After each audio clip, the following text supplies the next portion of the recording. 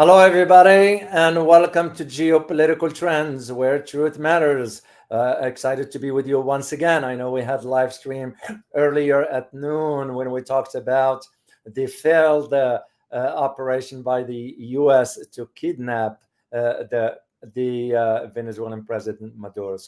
But for now, what we're gonna have my dear friend Jayant Bhandari.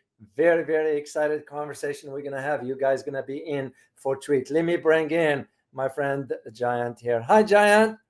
Hi, David. How are you?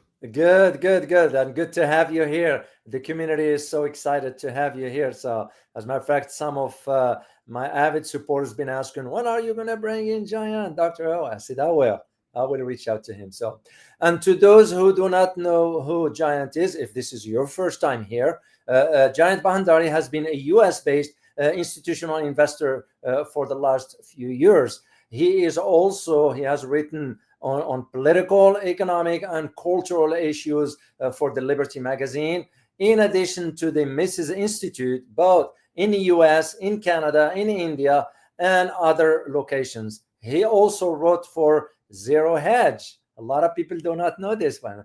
And Jayant is also a contributing editor of the Liberty magazine.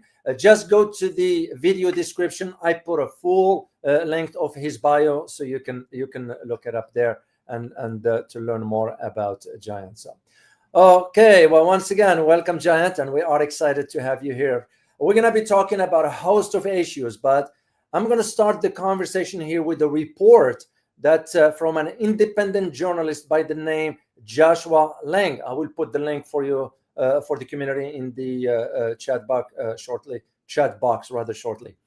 And what the report suggests is that India is witnessing a widespread controversy after reports revealed that the government of Modi had removed the name of about 6.8 million voters from the electoral roll in the state of Bihar. I have the map here for the state right here, guys, just in the center. This is the state of Bihar in the eastern part of India. So, and this is again, it's leading to some really serious questions about this so-called democracy in India. First of all, how do you see it, Jayant, that India now is depriving its own citizens from their voting right? Well, David, this is something very common for India. Yesterday, a member of parliament came on the television and they were asked to prove that she had voted. In one case, she raised her left hand, and in the other case, she raised her right hand, which meant that the woman had voted twice, clearly once for fake in some other person's name. Fake voting is very common in the country. Buying of votes is very common. Everywhere in the country, when elections happen, alcohol gets distributed for free, cash gets distributed for free, and people go to the voting poll stations to do voting for someone else. Now, that is all very common. Removing names of people is extremely common. BJP will have a tendency to remove names of Muslims and Christians because BJP is clearly a Hindu fanatic party. So they have a reason to remove names of Muslims. But David, what big thing that has happened in India over the last few years, and probably over the last 4 years or more, is that the election commission is now likely systemically helping out Modi. Now, this is a very important issue because while corruption is an inherent part of the Indian fabric, this is really the first time it seems that the election commissioners, the top level independent constitutional body, has gone in favor of manipulating the voting system in favor of Modi. If that is true, which is what the opposition parties now claim, at least a couple of state governments are likely illegitimate. And you should not be surprised if Modi's current government itself might be illegitimate, because they might have skewed the voting in a way to help Modi become the prime minister of the country. So really, you should think of India as enactment of what happened in sub-Saharan Africa during the 60s and 70s, when tyrants and so-called democratic leaders took over the countries and Yeah. declared themselves either lifetime presidents or manipulated the voting structure in a way that they were going to win forever. Wow, that's very, very concerning, and we're gonna get into the detail of this. As a matter of fact, you mentioned about the names being removed. When I read the report, it was one particular clause in this, and this, according to the report, it was an individual by the name Clarence Tupou, who was 38 years old in that state, who was shocked to find out that his 70-year-old mother listed as deceased in the official records despite her being alive. And that tells me right there, is there any fairness in the elections in India if India claims itself to be this democratic nation? Or this is all nothing just but suppressing the minorities, especially the Muslims and the Christians? Absolutely, and I'm not at all surprised with all those things. But more Yeah. importantly, I'm what should disturb you the most is that the constitutional bodies, that like the election commissioners, and there are three election commissioners, which is very strange. There are three election commissioners. They are independent constitutional officers who are supposed to be outside the control of the government, are likely helping out Modi, and that is a big problem.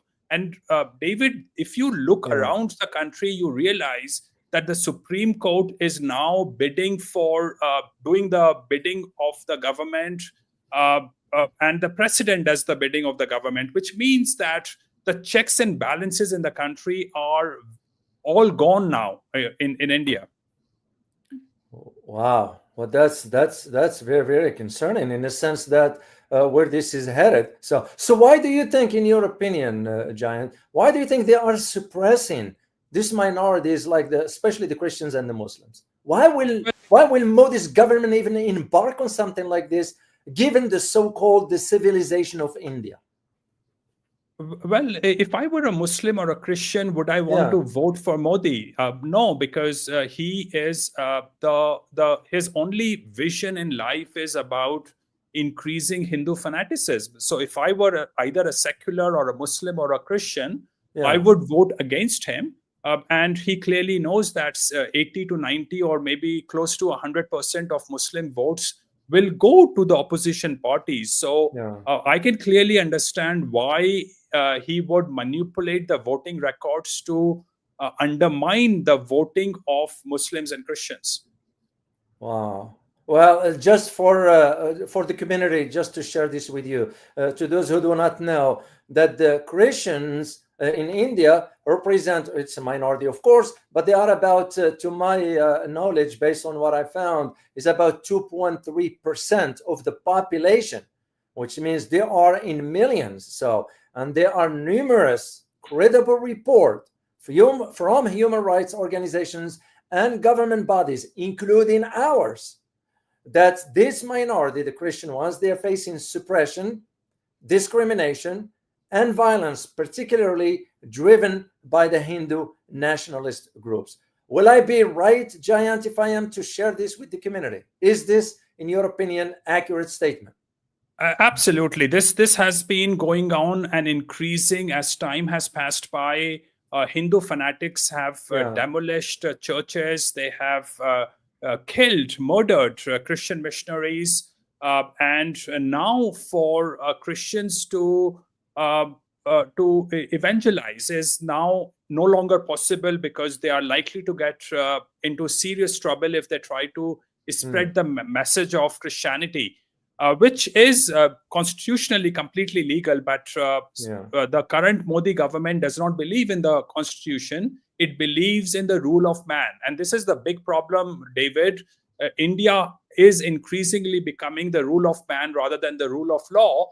And I actually, David, would not be surprised if part of the reason why Trump is angry with Modi is because Trump is aware of the fact that Modi likely manipulated the voting in the last elections, and Mm. that could be one of the reasons why Trump is angry with Modi. Trump cannot come out very openly about these things because then it would lead to destabilization of the country.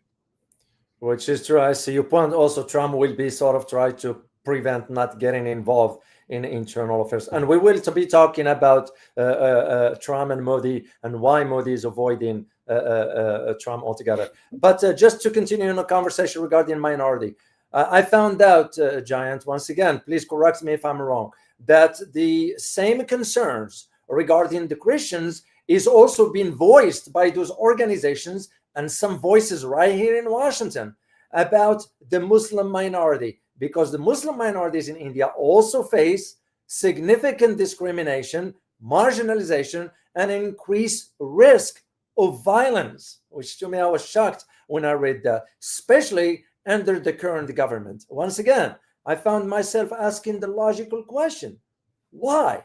Why aren't you, Modi, in this case, not leaving the minority living their lives according to their beliefs and their whatever religious standards and so forth? Why harass them in this manner and claim to be a democratic society?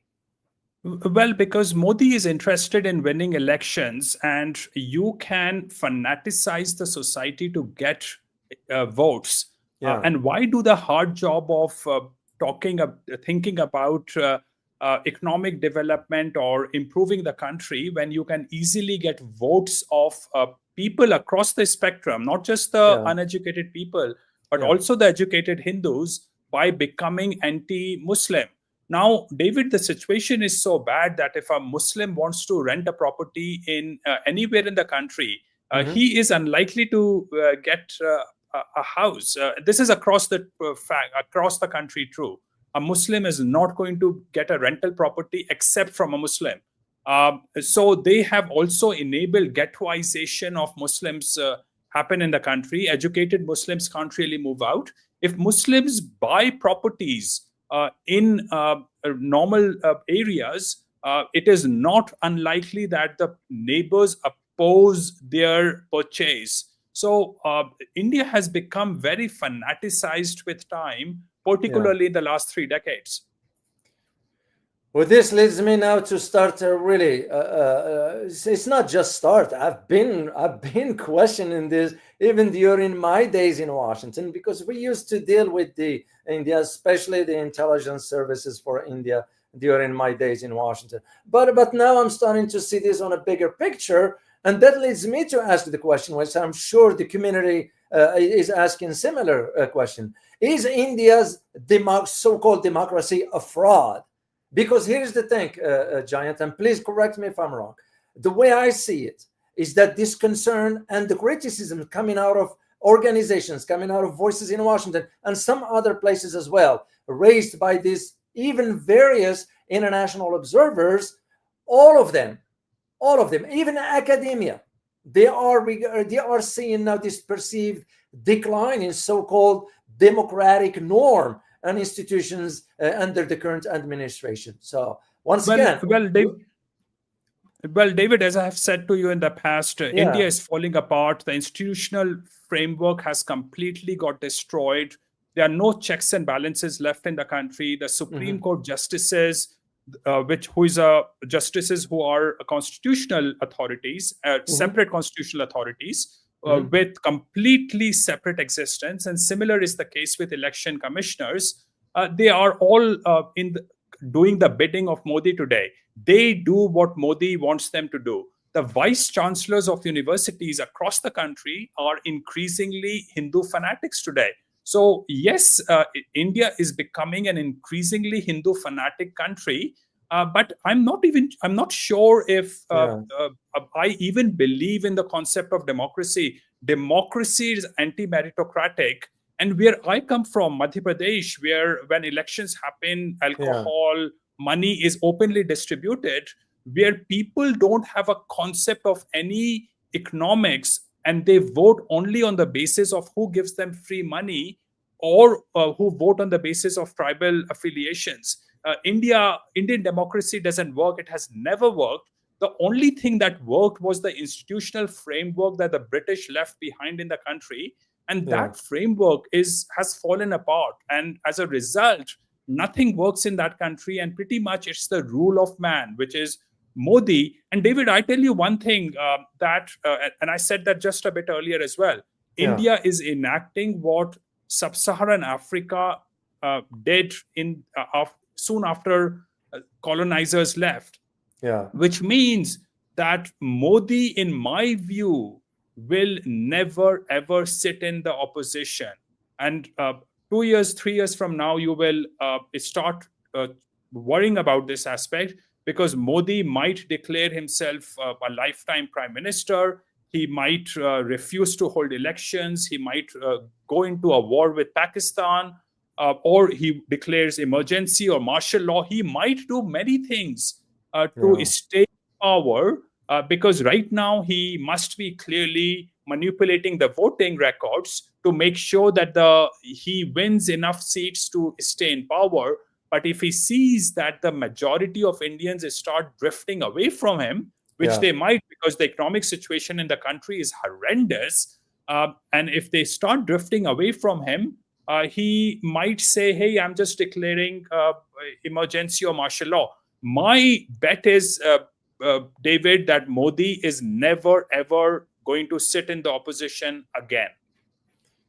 Yeah, and I do have some clips that we're gonna share with the community here. Except that I'm not gonna play them because there is the sound and there's this royalty stuff, whatever. But I came across that. You're absolutely correct about the judicial aspects being involved into all this, and that's to me sort of very, very, very concerning as to really what is going on with. So I'm gonna share the screen here with the community, and I'll have your take on this, Jayant, and I'll translate what's stated there in Arabic language because it's in Arabic language. That's where they have this video here. So let me share the screen here, and we'll there we go, and I'll do quick translation and get your take on this one here, Jayant. So as I said, I am muting the sound because of the royalty stuff. YouTube usually doesn't like this one. So, but suffice it to say, what it stated over there, right there at the beginning, المعارضة الهندية right there, المعارضة الهندية تصف الانتخابات بمباراة مزورة, which translates to the opposition in India. And please, Jayant, just step in if you need to comment on this. The opposition in India is stating that the elections in India are a fraud. Yes, and David, as I said earlier, that the biggest worry today is not just a simple manipulation of voting records, but the problem that election commissioners systemically might be helping Modi out. The opposition leader, Rahul Gandhi, came out with a lot of data on which election commissioner, from what I understand, have taken no action. They have not rebutted him about the manipulations that have happened. And again, the problem is that maybe a couple of state governments, particularly of Haryana, Maharashtra, might have been illegitimate. And in Bihar, there have been a very high voting. Voting is currently ongoing.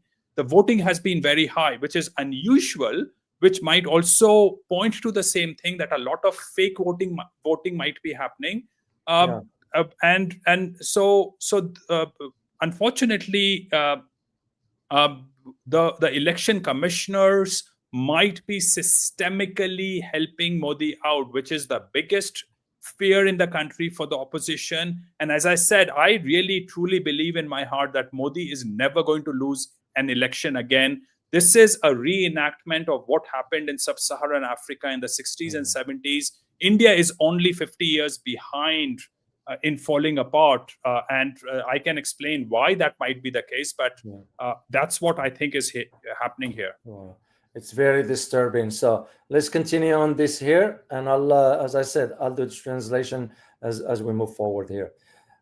So here is what it's the opposition stating, and in Arabic it says وتتهم حزب مودي باستغلال أدوات الدولة لملاحقة المعارضين. Basically what it says is that it's accusing the Modi's party to taking advantage of using the government's tools to track the opposition.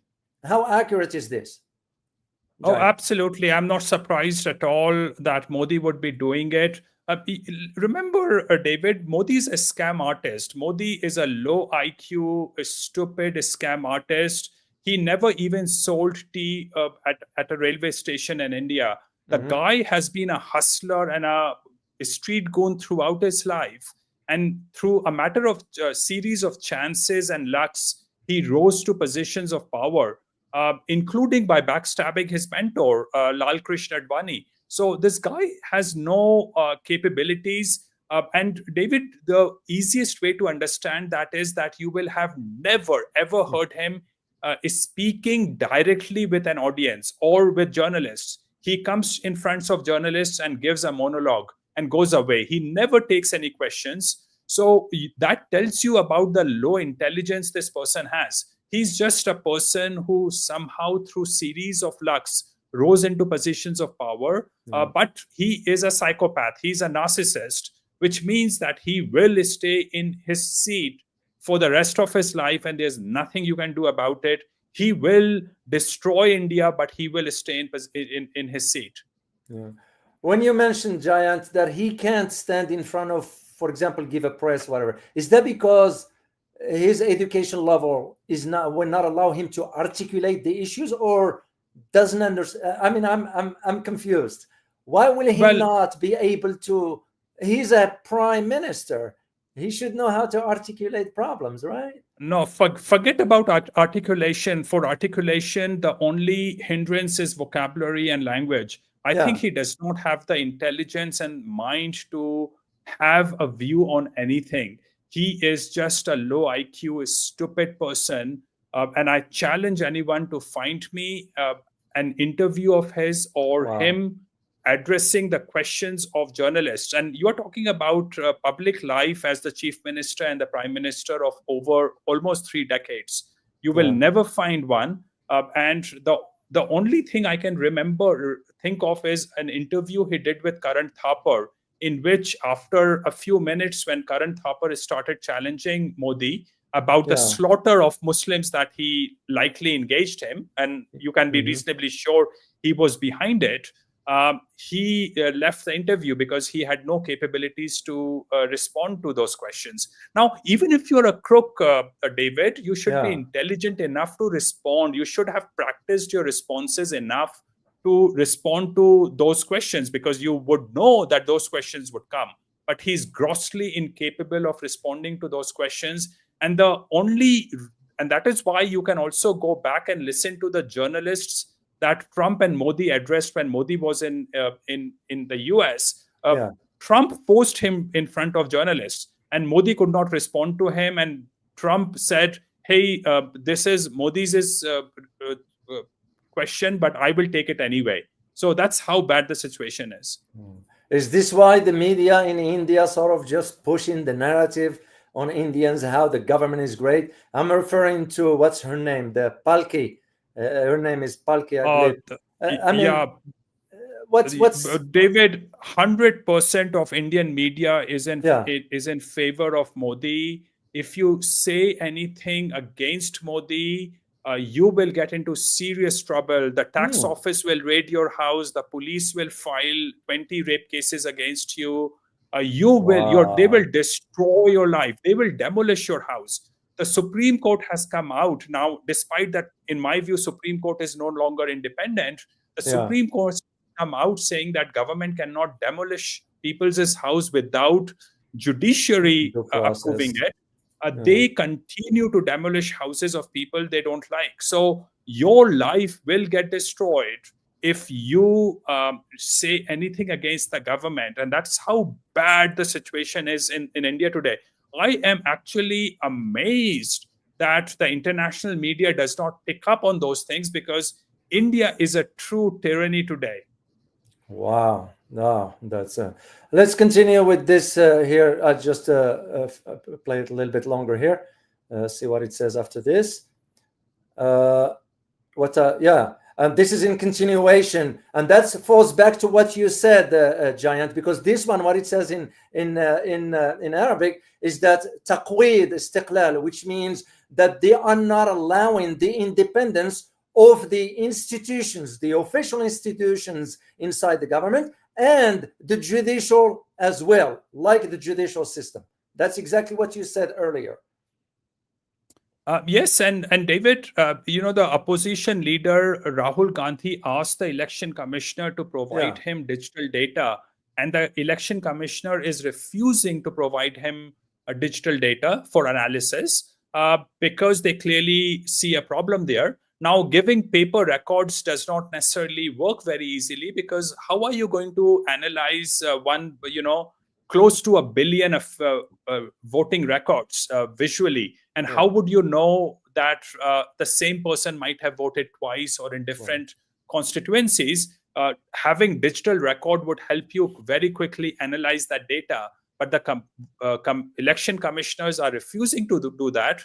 And from what I understand, they have very likely deleted the video recordings of the voting booths. So, or at least they are not giving access to people about it. So, everything in India is a suspect, David. But remember, everyone is involved. The India is horrendously corrupt, and it was the opposition party Congress which brought in 2 additional election commissioners to destroy the independence of election commission.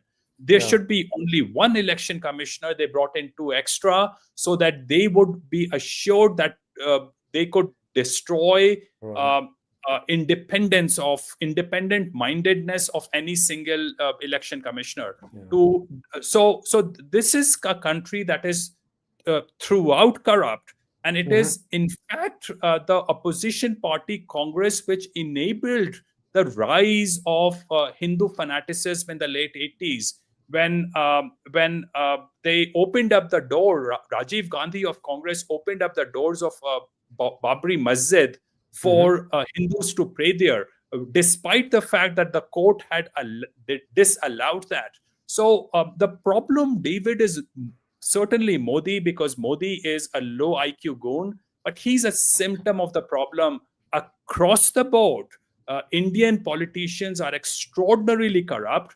Most of them have criminal records, and the ones who don't have criminal records are the ones who are so much criminally minded that the police will not register cases against them. So 100% of them are criminally minded, and every bureaucrat is into bribes. So what can you do? This is a thoroughly corrupt country, and whatever institutionally is happening is a symptom of the underpinning irrationality, immorality, and corruption within the country.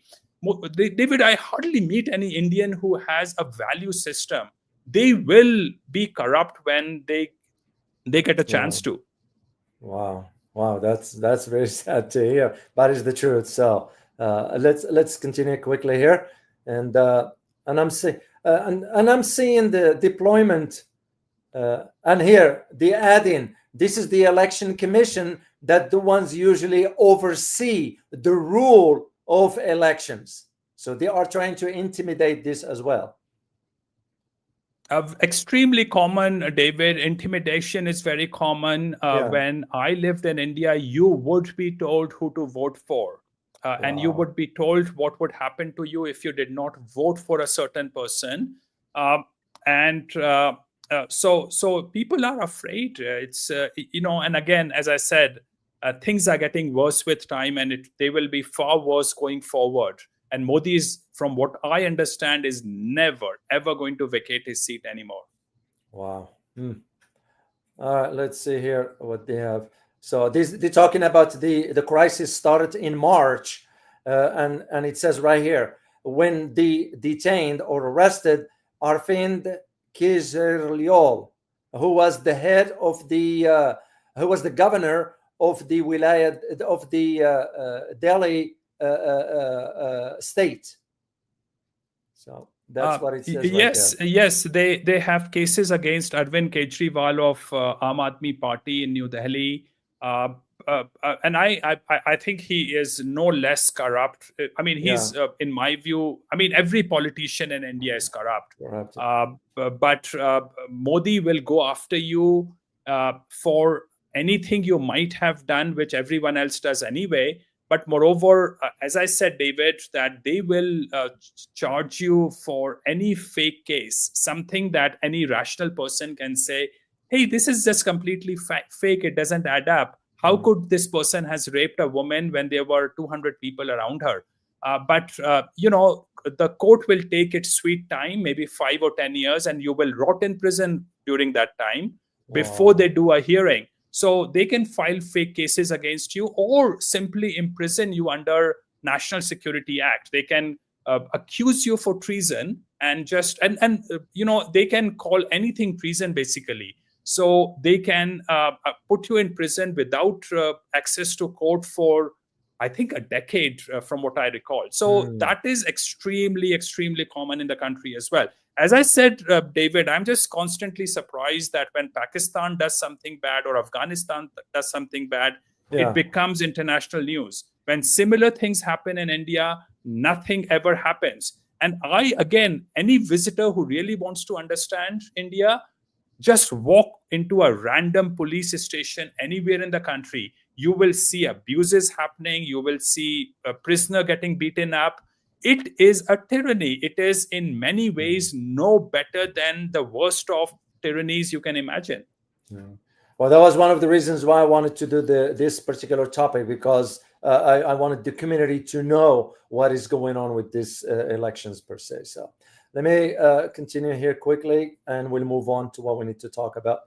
And so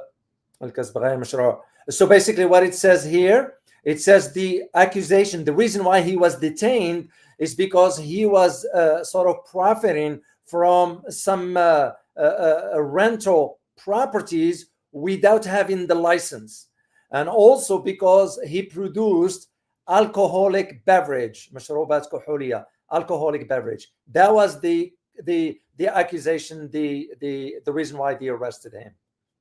So this is the situation, David. The alcohol selling shops in the country are auctioned by the government, which means that the government collects a massive amount of money for auctioning those shops. There is a massive amount of corruption, irrespective of the party. Every party gets involved in it. And as I said, every politician across the political spectrum in India is corrupt. So I'm not surprised at all that Arvind Kejriwal took bribes. And I tell you, I mean, let's put it this way. 4 years back, I needed a document in Bhopal, and that document required me a payment of 40 American cents, 40 cents. And the official would not give me that document unless I paid about $600 in bribe to the official. What? Okay. And I went all the way to the chief minister. Nothing happens because the bribes get collected and they get distributed throughout the system. The justices get paid, the police gets paid, the politicians get paid. It's a well-organized system, with also including within different parties. These political parties of different kinds, they are friends with each other. They help each other out. And I have witnessed it because my dad was very well placed under the current the BJP parties people. He had friends with the chief ministers of BJP party at one point of time. My dad is very old now, but the corruption is rampant in the country, and all these people sleep together basically. Wow, that's disturbing. That is disturbing here. So let me see what else they say here. This is when he was detained. أكد أن القضية مرافقة ولها دوافع سياسية. The conference party stated that this case is a fraud and is politically motivated. Yeah, well, and which is, as I said, everything is politically motivated, irrespective of your crime. If you did a crime and if you are on the side of Modi, nothing will happen to you. A lot of criminals in India, when they joined BJP, their cases were simply withdrawn by the justice departments. So anything can happen depending on the rule of man, which is Modi, who does not have a brain of his own, except that he's a narcissist and a psychopath, along with his co-buddy Amit Shah, who's the home minister, and they will never vacate the seat. I tell you this thing again, a case of someone I know very closely.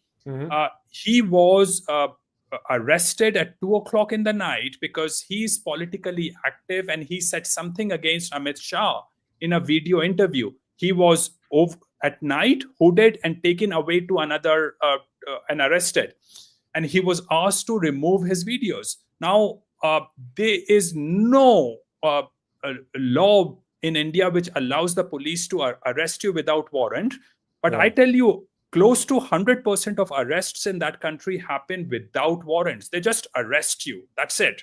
The police comes and says, come with us, and you have to go, otherwise they beat you into pulp. Wow. I'm gonna have to send the link for you, for the community here. So just because it's a little bit long, this one is stated that, which is exactly what you mentioned earlier, Jayant. What is stated there in Arabic, Solota Daribia, which means the tax office has frozen millions of money belonging to this party, the one that we were talking about earlier. So the tax office got involved into all this. So, and also the add in here, journalists are also being targeted. Yeah, journalists, as I said, get targeted very badly, which means that while you mentioned Palki earlier, Palki is extraordinarily corrupt, nationalistic person who wants to, whose only one point linear thinking is about how great India is and how great Modi is. But across the board, the media is totally under the control of Modi. And independent journalists on YouTube or wherever, if they speak up against Modi, they can get into serious trouble. Well, that explains it, Jayant, why she never responded to me. I extend an invitation to put the record straight. I extend an invitation for her here, and I was going to call you as well, and we will have a debate, but never responded. And I don't think so she will be able to respond anyway. But that was just for the record. I wanted to mention this one. That well, they can only face the nationalistic Indian crowd. They have no logical logic behind them. They want to believe that the British stole $45 trillion from India, or how great Modi is and what a superpower India has become. When that is all untrue, I mean, it's really one of the most wretched societies on the planet. The poverty is getting worse by the time, and these nationalistic journalists want to show a positive side of India. But remember, that also corrupts the meaning of nationalism, because nationalism does not mean that you make other people think positively about your country. It means that you want to do good to your own people. What good is Palki doing to her own people who are starving, who are wretched, who have no access to the institutions? What kind of good he's doing to these independent Indians? You're absolutely correct. You're absolutely correct, Jayant. So let me see one more thing here, see if there is something of important. Then we'll move on into what we need to cover. This is the classification for 2023. It says Taraja Tartib al-Hind, which means the classification of India regarding the freedom of the press has gone down. This is back in 2023. and from that time forward is even worse. Yes, I mean, from what I recall, Indian press is supposed to be less free than that of Afghanistan, if I'm not Yeah. incorrect. But Indian press is not free at all, and Yeah. also Indian government gives you a lot of bribes if you if you write in favor of them. So government is a funder of is the biggest advertisers in the media. So government gives you a lot of money, and also journalists get access to free government properties to live in. Wow. And if you don't toe the line of the government, Mm. you get punished. A lot of those laws, however, were brought into existence by what are now opposition parties, including Congress party. So again, Modi is the worst prime minister I think India has ever got. But the earlier ones were not all that saintly either. They Yeah. put in motion, they were participant in this slow, slippery slope that India has been on for the last 76 years. So Yeah. Modi has been the worst, and I think the one who comes later after he's dead, because he's not going to leave his seat while he's alive, will be worse than Modi is. Yeah. Well, you're absolutely correct about this point, Jayant, because I remember when Vajpayee was the prime minister, and I kind of questioned his kind of leadership skills as far as moving India into sort of, he was very, very passive. He didn't have that forceful personality to move the country. Then I was hoping that Manmohan Singh, who came after him, will do better. But I didn't see any improvements, at least from someone watching from outside in. Both of them, Atal Vajpayee and Manmohan Singh, in my opinion, did not create some major progress for India. Will I be wrong in this assessment? Well, they have all been participant in slow destruction of India. Atal Bihari Bajpayee, when he was the prime minister, Yeah, openly tested a nuclear weapon, I remember. they Yes. did the explosion. Yeah. Unfortunately, that enabled Pakistan to do the same thing a few days later. So India basically neutralized its conventional superiority of those days in comparison to Pakistan, because now they were nuclear competitor rather than just conventional war competitors. And then it was obvious that nuclear weapons would be used if the time came. So unfortunately, all these people have been participant in destroying Yeah. India. But again, David, one must keep in mind that these are all only symptoms of the problem. The real problem is the corrupt practices of the individual Indians who is tribally minded, who is immoral, and who is irrational. And as a result, he enables these psychopaths and narcissists to rise into positions of power. Here is this one for just as I was talking about the classification. India now is number 161 among 100 in the classification of 180 countries, the worst regarding the freedom of the press. So that's basically what it says right there. So I'm gonna stop right here. This is Rahul Gandhi, who was the previous head of the what is it, congressional He's the leader of the opposition. He's the head of the Congress party, party, and Congress party. he's the son of Rajiv Gandhi, which means that he's the grandson of Indira Gandhi. Oh. Now, if I had to vote today, I would vote for him because Modi is such a brain dead narcissist. But Rahul Gandhi is he has really no experience of life. He does not come across as a very intelligent person either. But having said that, in comparison to Modi, he's a saint. Is better. So let me see one more thing here quickly, and I'll move on to our next part of the conversation. So basically, he gave here is what he describes the upcoming. Sorry, I'm gonna pause it right there. Describe the upcoming elections as a fight for democracy and the Indian constitution. That's basically what he's saying. So anyway, I'm gonna stop right here for this particular one for the community. I'm gonna put the link for you in the chat box, so so I can continue the conversation with Jayant regarding the other aspects of our conversation. So let me move to the idea of why is Modi avoiding Trump. And here is what I'm thinking, and I'm thinking outside the box here. So the reason I'm saying this, Jayant, because I saw the evidence during, for example, the summit, the regional leaders summit that took place in Malaysia. Modi stayed away from the regional summit altogether to avoid meeting Donald Trump. And his rationale, meaning Modi's people's telling him that he was concerned of a possible discussion with Trump about Pakistan, meaning that Donald Trump will say, see, I saved you from a complete defeat against Pakistan. Will that be an accurate assessment, Jayant? Well, again, David, I think that is indeed possible. And also, as I said, Modi is a fairly brain dead person.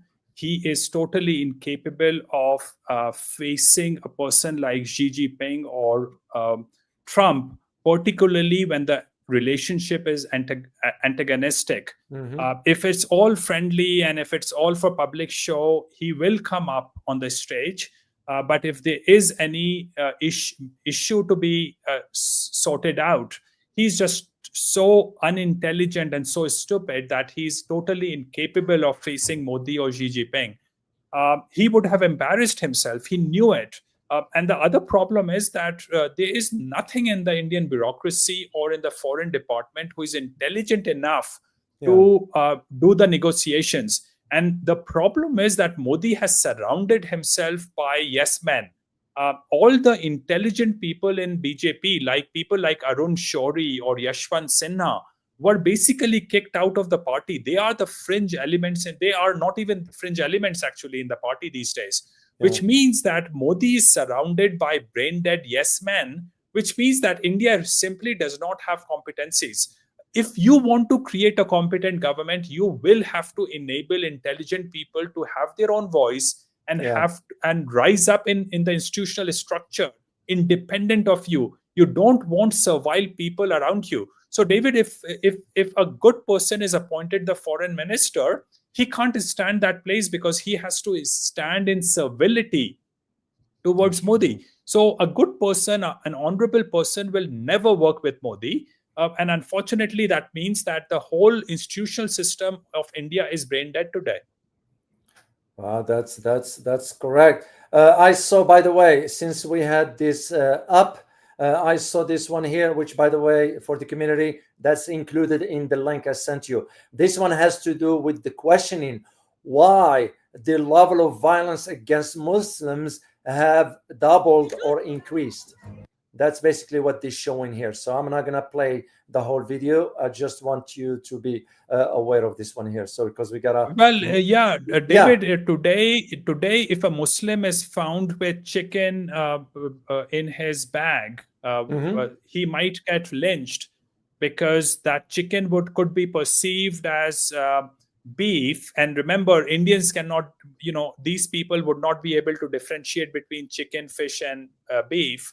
And these vigilantes can lynch you for it. Wow. So oppression of Muslims is an inherent part of tribalizing India, which means making it petty-minded, narrow-minded, and tribalistic.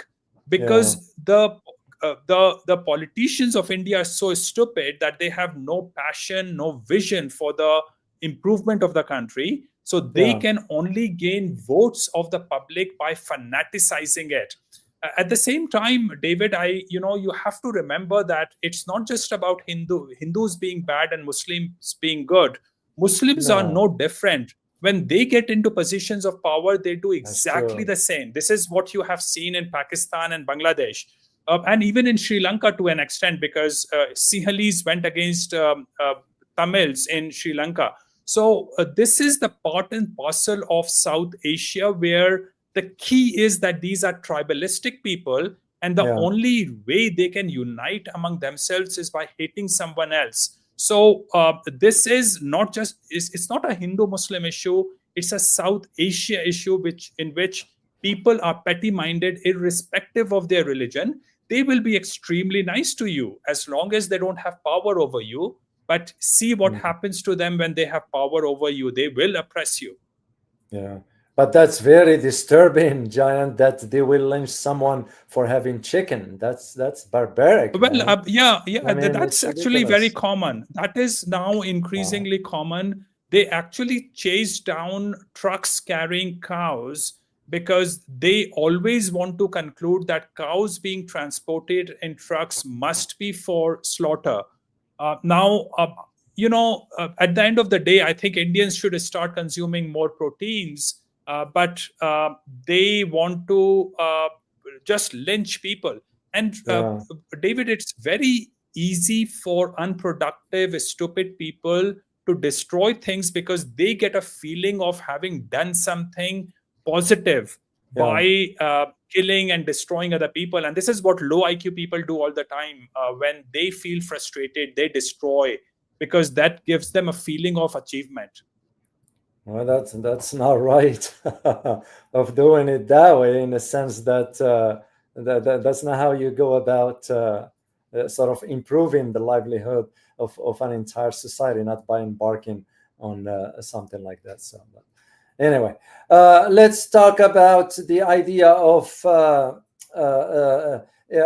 India's recent naval drills in the Arabian Sea. I have the map for you guys just to show you here. I don't know if I can make it this. No, it's right there.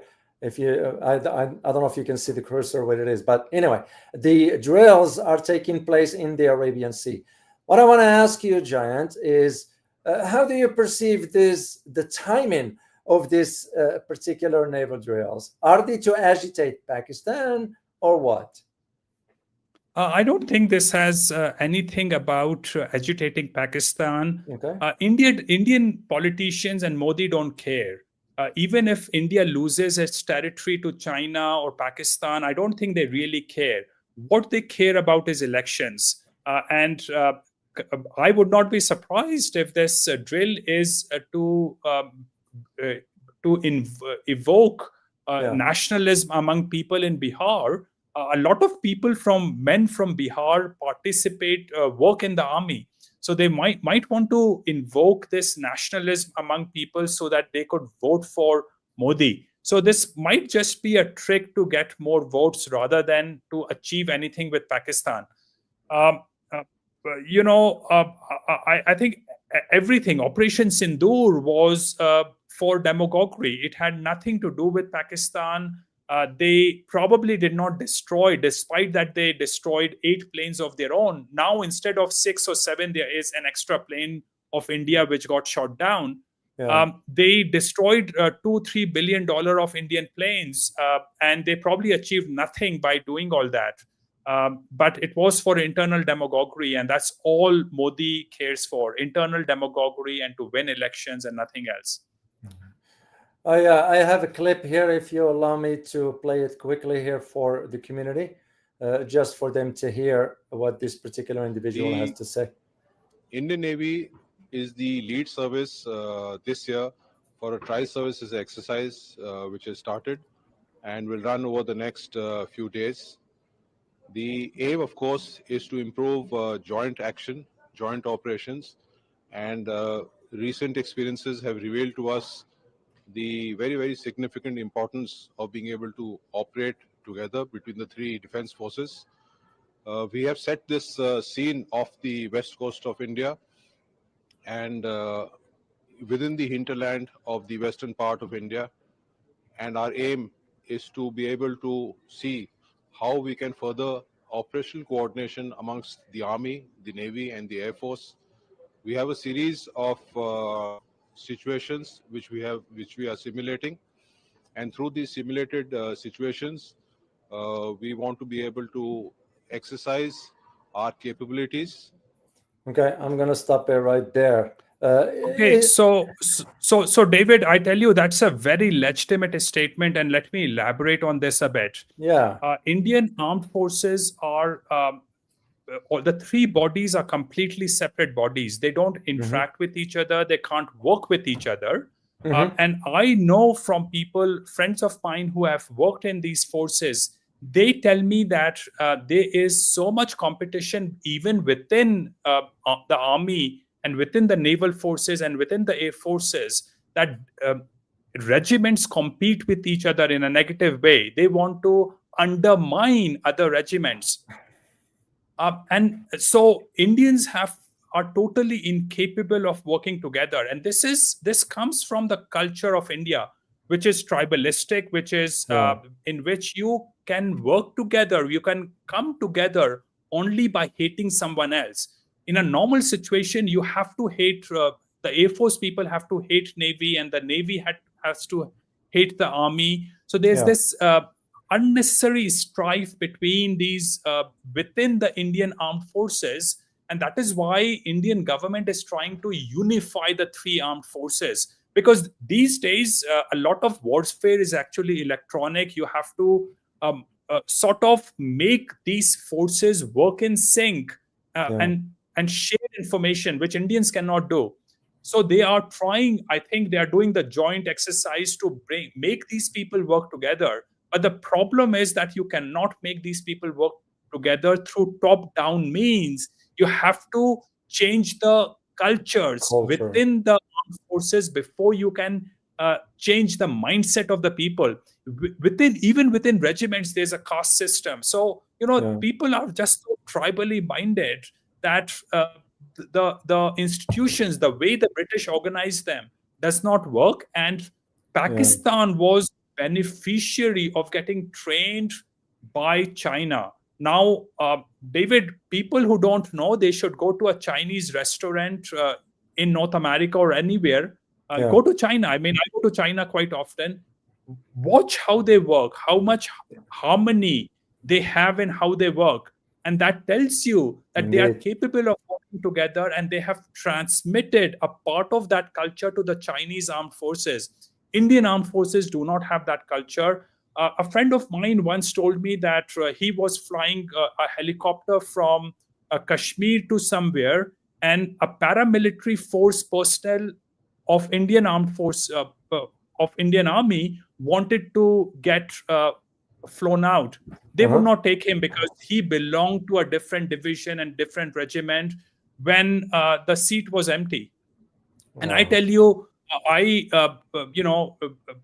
a few months back, I ended up with a sports injury in my shoulder, and I ended up in a military hospital in China, and the top orthopedic saw me right away for about $1.50 of fees. $1.50 fees. So the military of China Wow. contributed to my welfare, because of course $1.50 does not pay for the hospital and the orthopedic.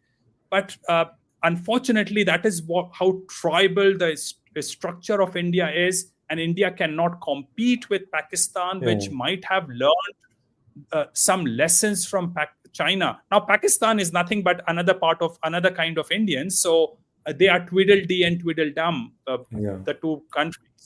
But Mhm. Pakistan has been beneficiary of bringing in some ways, institutional ways from China. But when on this point, Giant, is this means that the caste system in India is really what's holding the country down?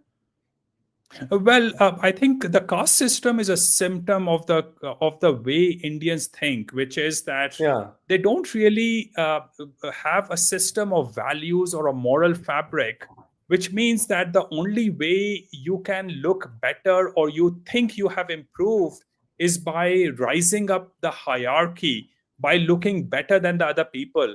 Yeah. So caste system is just a symptom of that way of thinking. In the apartment building I live in the US, David, Yeah. there are different groups of Indians. There's a groups of they segregate themselves based on what language, what religion, what caste they believe in, they follow.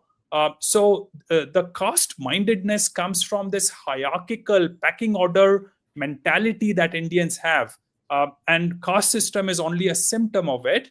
And in fact, to make things worse, the biggest believer in caste system are not the upper caste people, it is the lower caste people. And most of the fights that you hear about in terms of caste problems happen between lower caste groups fighting with each other. And that is why the caste problem is unsolvable in this country, in India, Yeah. because the whole mentality is about either you are an oppressor or you are an oppressed. If you try to be equal to someone, it does not work. He immediately assumes that you are inferior to him, the reason why you are trying to say please and thank you. So when I go to India, I have Yeah. to cut down my thank yous and pleases, because they have a negative effect on my social situation. I can't help people, I can't help women and people who are not tall in taking out their luggage from the cabin in the planes, because if I help them, then they think I must be inferior, which means that they look down at me. So that is the Indian mindset. Caste system is just a symptom of that problem. Wow. Oh, yeah. I don't think so for us Westerners will ever understand that. I just They don't you they see. and if you think you can remove that by education or by law, it's Yeah. not going to work. It will take about 2 or 3 or maybe 4 millennia before you have a hope of changing that system. So that is never ever going to go away, even in centuries. I'm saying it should take a few millennia at the very best. Maybe that will never happen. Mm. Well, I hope India is not doomed, because if it stays that way, then that's what it will Well, be. again, David, a very good way for people to experience that is to actually go to a random government office. You Yeah. will see people either pleading or people acting like gods in a government office. You prostrate in front of government bureaucrats, you beg in front of them invariably. And that is why Indians have a habit of saying sir twice in a sentence when they interact with other people, because if they perceive you as senior or powerful, they will use to sir or madam 2 or 3 times in a sentence, Mm. because every relationship is based on might is right, not based on the rightness or fairness of the situation. Wow. Wow.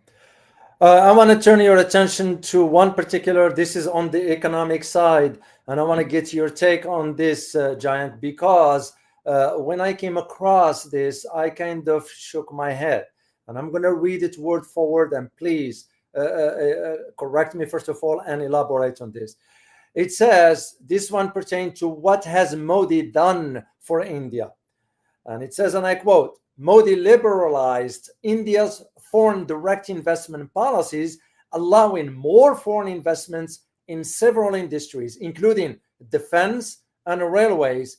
The first 8 years of Modi's premiership, India's GDP grew at an average rate of 5.5% compared to the rate of 7.03 under the previous government. End of quote. How accurate is this statement? Which, by the way, it came from New Delhi itself. Manufacturing as a percentage of Indian GDP, according to the World Bank records, and you can go to worldbank.com to see their graph. Manufacturing as a percentage of GDP has continued to decline for the last 50 or 60 years. So I'm not even sure what they are talking about.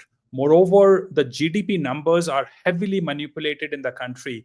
Firstly, GDP in real terms is now not discounted properly for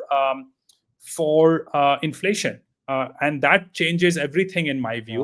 But also, India has a huge informal sector, and they haven't done a survey on the informal sector, I think, for 1.5 decade now.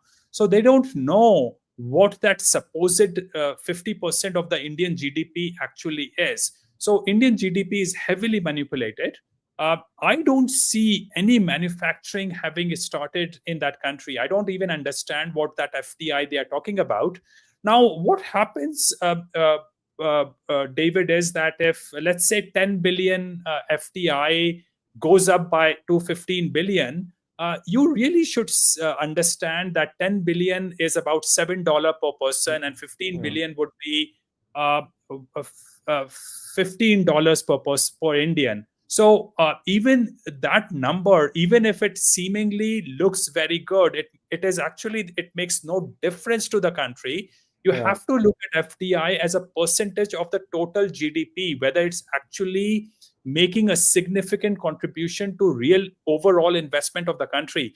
From what I understand, David, Indians are actually taking their money out. From what I see, Ambanis and the other rich people of the country now are establishing themselves outside the country. They are taking their money out. They're investing in companies outside the country to protect themselves financially. And they are now spending more and more time outside the country. So a lot of this claim about Indian economic growth is false. Moreover, most of the economic growth that happened in the world happened at the same time in the early part of this century, when China was growing and pulling everyone up. Claiming that that growth happened because of something inherent to India is completely erroneous. India grew exactly at the same time that every country was doubling its GDP. So nothing great about it. It was technology and foreign Western aid that helped, and Chinese growth that helped these countries.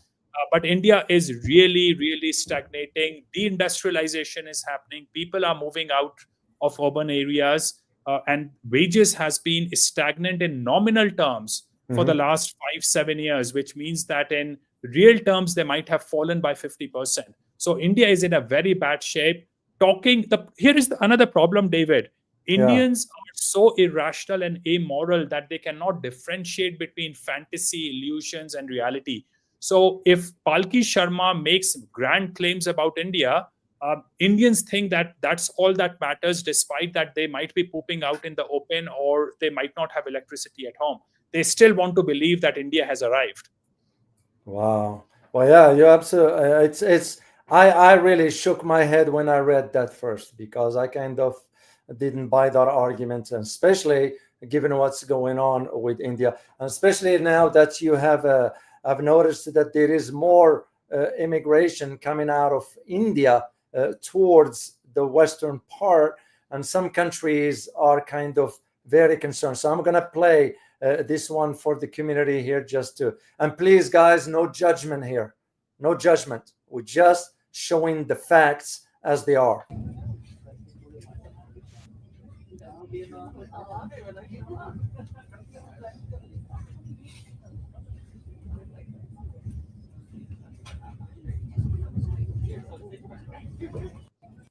Okay, I just wanted to show this because it's been some conversations, and I've seen it on social media, a conversation regarding the immigration from India and how there are some countries now very concerned about the mindset that when immigrants from India comes over to certain parts of the world, they tend to, impact it not in a positive way. And again, I'm not against immigration. I just wanted to state the fact as they are. So it's just the way I see it. So one last thing I want to address with you, Jayant, is I came across one particular event that took place a few years ago. And this one has to do with the Modi statue. They were thinking about building a statue for Modi. This is in line of Madame Tussauds. To those who are familiar with Madame Tussauds, Madame Tussauds is a French sort of a wax sculptor who founded the famous Madame Tussauds wax museums. So why am I bringing this up? It's because when this project came to the fore at that time in 2010, it was introduced by Narendra Modi's chief minister, Korajat. And the construction of it was to be done in 2013 by a company called Larsen and Toubro for a cost of $422 million. why will Modi go ahead and spend the government money on building a statue for himself, in your opinion? Well, I don't recall. I don't think that was supposed to be his statue. It was supposed to be the statue of Sardar Vallabhbhai Patel, who was the Home Minister of India when India became independent of the British. That's a $500 million structure now Yeah. sitting in Gujarat. Okay. That is supposed to be the tallest statue when it was constructed, and I think there are now 2 or 3 more tall statues in India, Yeah. taller than Yeah. that. There are now taller and taller statues and idols coming up in Canada and the US, and the specifically about the statue of Sardar Patel that you mentioned, which is not of Modi but of Sardar Patel. Yeah. Larsen and Toubro got the order, but Larsen and Toubro delegated that order to Chinese companies. So most of that statue was actually built by the Chinese. It was not built by an Indian company. Okay. Yeah, I mean, billions of dollars are getting spent for wasteful purposes in a country that is extraordinarily poor, David. Yeah. But I do have it on good authority, Jayant, that in 2016, it was an unveiled work, wax work that is, of Indian Prime Minister Narendra Modi, which was done in April 2016. And the statue featuring Modi in a traditional Indian greetings with folded hands.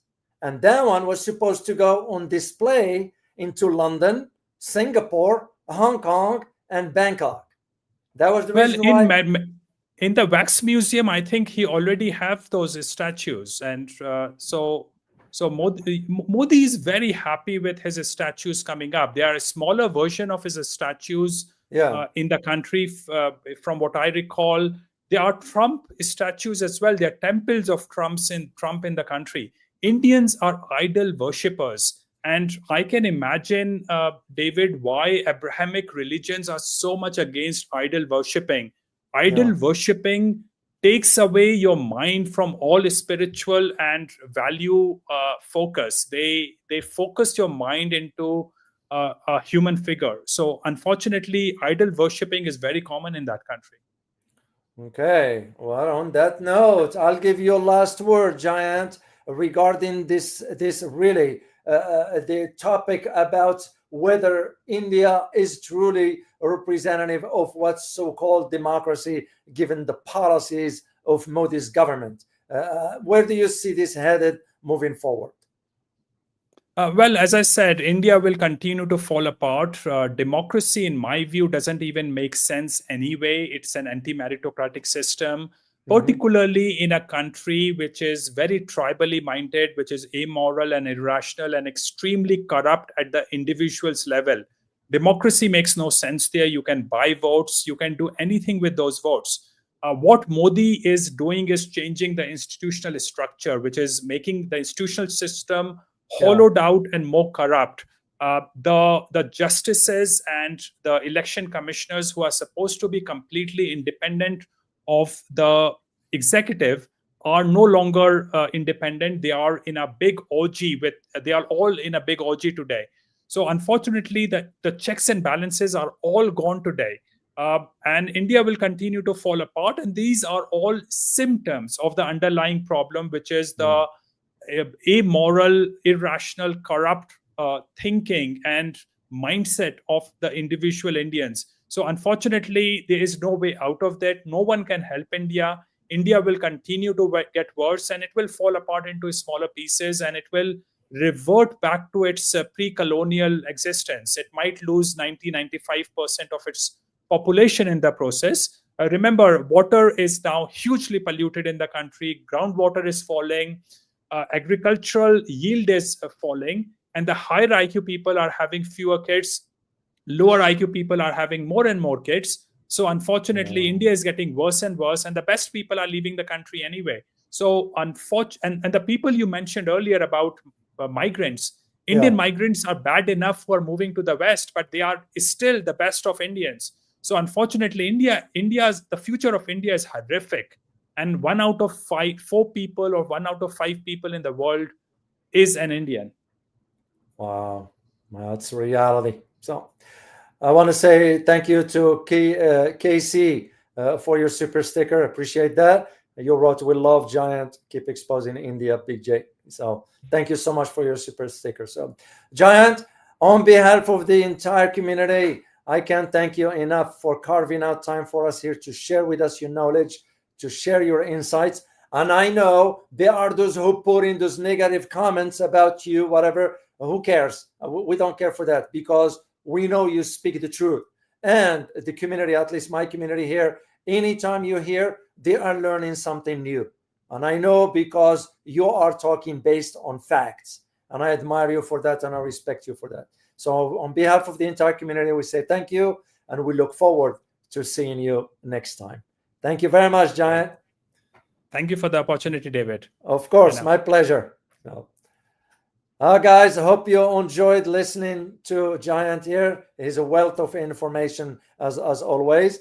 And I'm sure he will be back here on the channel when he has time. He's a busy man, and we'll reach out to him. He was always kind enough to respond to me immediately and carve out time for us, because he likes our community here. So remember tomorrow to join me for my conversation about Americans going hungry. This might surprise you. So I'm going to put the link for you for the live stream. It's still private, but I'm going to share the link with you in the chat box. So I will see you tomorrow at 12:15. As always, remember, geopolitics impact your daily life in more ways than one. Till next time, bye-bye.